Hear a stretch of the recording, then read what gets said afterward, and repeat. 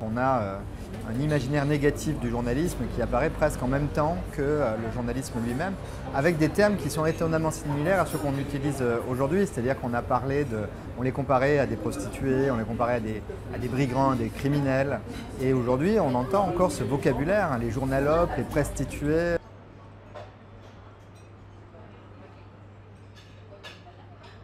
Le référendum de 2005 a eu une place très grande dans ce discrédit des médias dominants. Parce que c'est vrai que toute la campagne du oui a été orchestrée par les médias dominants, tous les éditorialistes étaient favorables à ce référendum, et du coup on était dans une période où Internet était en plein essor. Internet est devenu le camp du non, c'est devenu le média alternatif où, sur des blogs, sur les débuts des réseaux sociaux, chacun allait exprimer sa rancœur à l'égard des médias dominants et les raisons pour lesquelles il fallait voter non.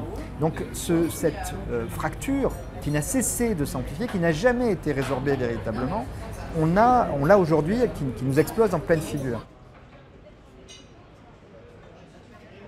Il n'y a jamais eu un tel discours de la part des responsables politiques également violent. C'est de la violence verbale, mais moi je pense que la violence verbale prépare la violence physique. Et quand vous avez quelqu'un comme Jean-Luc Mélenchon qui explique que la haine des médias est juste et saine, rappelez dans ce billet de blog l'année dernière, que la presse est la principale ennemie de la liberté d'expression, en fait il arme ces gens.